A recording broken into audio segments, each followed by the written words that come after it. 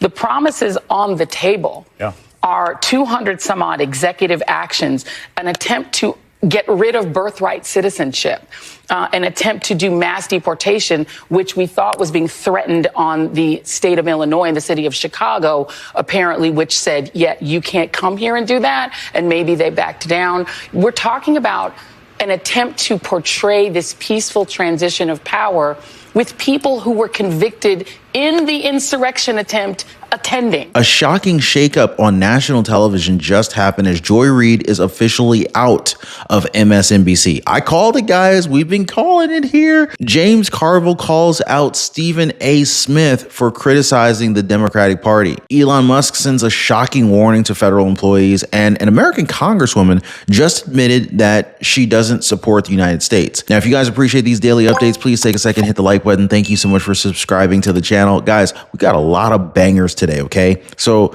let's get straight to the readout, shall we? MSNBC's new president, Rebecca Cutler, just made her first big move at the network, removing Joy Reid's show that's been on air for around half a decade. So Joy Reid has been a very vocal critic of President Donald Trump and was besides herself when Kamala Harris lost last year. Now, according to the New York Times, the readout will be replaced by a new panel show and would have Alicia Menendez, Michael Steele, and Simone Townsend. Now, it's still unclear if Reid herself will be included in the show, but we didn't see her name there. Now, you guys might remember that Joy Reid was a part of the major pay cuts within the network. Pay cuts that were necessary as she was clearly not so popular anymore when it came to the ratings. Late last year, Nielsen Media Research showed that Reid had lost almost half of her viewers, while MSNBC was seeing a massive 53% drop in primetime viewership. Oh yeah, they were in the tank. And this was after President Trump won the election. But not everyone is clouded by Trump derangement syndrome. There are actually some within the Democratic Party that have some common sense left in them. One of them is Stephen A. Smith. Now,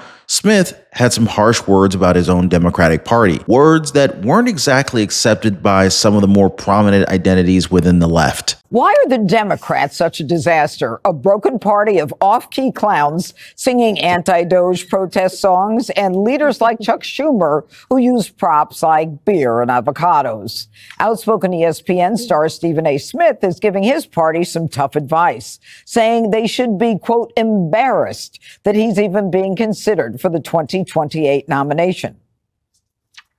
If you're the Democrats, that's why Stephen A. Smith is in the news. Because y'all don't have anybody.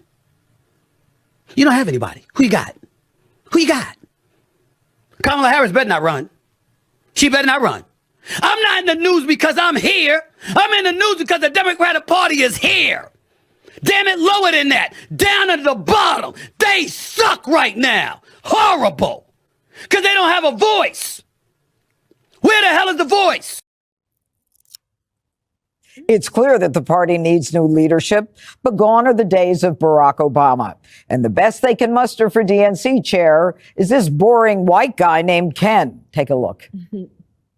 We need to get the DNC out of D.C., out of the Beltway, reconnecting our message back with voters. That's job number one, right? So many parts of our coalition left us this last election cycle, right? We know that, from Latino voters to working class households to young voters to women. You can go down the list. The only two groups that we overperformed with in the last election cycle were wealthy households and college-educated voters. That's a damning indictment on the Democratic Party. We got to do a better job. Okay, Jesse, isn't it refreshing? Let's talk about Stephen A. for a minute. Yeah. Isn't it refreshing that a man that they're pushing for president, the Democrats, is saying, you are so stupid, you have such a weak bench, you're actually asking me to do it?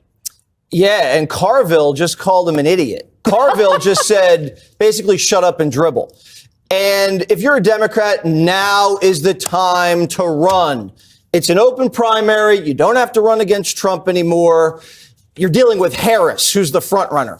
See what I mean? So if you're a celebrity, if you're wealthy, if you're Harold Ford Jr., this is when you go for it. And I mean, go for it. Now, I got to say this, guys. The Democratic Party is desperate for something new. And it's hard to argue with Stephen A. Smith's logic here. He's a basketball commentator, and he's being considered as the future face of the party. But as you heard, James Carville, he wasn't very happy with Stephen A. Smith's words. He even went on an expletive-filled rant against him online because he was just so offended by it. Something that Stephen A. Smith didn't like because he fired back real quick. Stephen A., you me? Before you start running your mouth off about politics, a topic of which you really don't know anything about. So, Stephen A., keep up your on sports. I enjoy it. I like it, but don't make a fool of yourself anymore and talking about politics. Ooh, attacking Stephen A.'s crazy.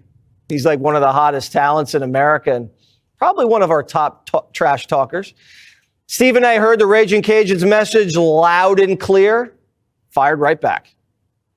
But if you really, really think, James Carville, about what I said, you've been saying the exact same things. I saw you on Fox News. I saw you on CNN. I saw you on your podcast. Where the hell you think I got some of the stuff from? Is what I said really the problem? Or is it the fact that some novice who doesn't know his ass from a hole in the wall when it comes to politics is resonating in the political stratosphere more than you? And if you're going to mention my name, can we cut out the profanity? Hey, by the way, guys, if you're one of the real ones who really enjoy what we do here on the channel, you've got to check out the Inner Circle. This is where our true supporters get exclusive access to content that I just can't share here, completely commercial free. It's also the best way to keep this channel going strong. So if you want to be a part of something special, join us over there.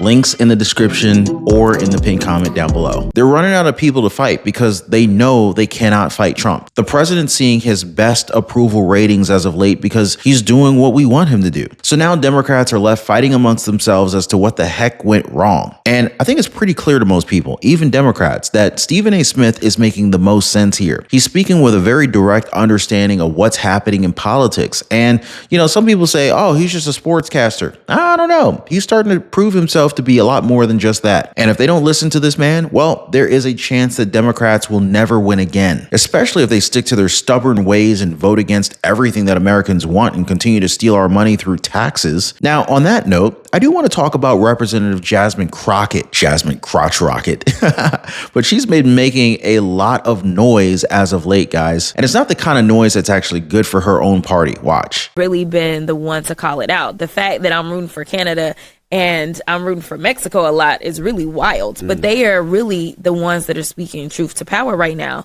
They can see what it is, and they were like, we are not messing with this crazy regime from Mar-a-Lago, and basically calling them thugs. That's what it is. But I'm like, y'all knew who he was when y'all elected him. So don't act surprised. Now, I can understand why people don't like President Trump. I can understand people who don't necessarily trust Elon Musk. But as a congresswoman of the country of the United States, to say that she's not rooting for the country, and to add to that, she supports Canada and Mexico over the United States of America. That's right, guys. That's a little wild. Jasmine Crotch Rocket, though, is being seen as a new leader for progressives, mainly because of her far left takes and her disdain for President Donald Trump. Now, moving on, guys, Elon Musk and Doge just sent a shocking warning to federal workers, one that's being hailed as sort of a power move from the billionaire. The idea is that workers could get fired for simply not responding to an email.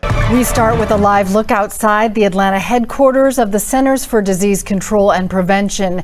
It's just one of many federal agencies tonight targeted with a new threat to reduce staff. Good evening, I'm Cheryl Preheim. Federal workers have a little more than 48 hours to defend what they accomplished at work last week or be fired. It's a nerve-wracking time for the 44,000 federal employees around Metro Atlanta, all part of billionaire Elon Musk's plan, backed by the Trump administration, to cut what they say is waste in the federal government.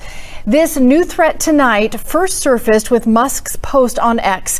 11 Alive has independently confirmed this email was sent tonight to federal workers and includes a deadline of 11:59 p.m. Monday for employees to respond to prove their worth or be fired. Now, I want to go ahead and paint a very simple picture here, guys. If you work for the government and you're unable to cite what you worked on in the past week, then that's trouble, because workers are expected to, I don't know, Work. That's what a lot of Americans do 5 days a week. And these are federal workers, guys. They get paid off of our backs. They get paid off of our taxpayer dollars. To say that it's a threat to ask someone if they've been working is a little ridiculous. Instead, these news outlets should be asking why federal workers are afraid. And I think Elon Musk made it very clear through his post on X. Here's what he said. The reason this matters is that a significant number of people who are supposed to be working for the government are doing so little work that they're not checking their email at all. In some cases, we believe non-existent people or the identities of dead people are being used to collect paychecks. In other words, there's outright fraud. Well, I'm glad that he finally came out and actually said the F word. I've been saying it for a long time here, guys. There's a lot of fraud going on, but they keep calling it waste and abuse. It's a lot worse than that. So there's a method to the madness here, guys. And while some people might say that it's Elon Musk throwing his weight around, it actually makes a lot of sense. Who wants to pay for workers who can't even check their emails? What Elon Musk is doing here is a very simple game of elimination. And email's really not that hard to respond to. But if you haven't been pulling your weight, then why are you even in the position that you're in? Now, on that note, guys, I do want to redirect you to a recent live stream I did. I covered the confirmation of Kash Patel as well as the hate that's going on around him. I also talked about the retirement of Senator Mitch McConnell. Make sure you guys check that one out. As always, appreciate your time. Thanks for rocking with me. Appreciate you hitting the like button and subscribing. We'll see you next time.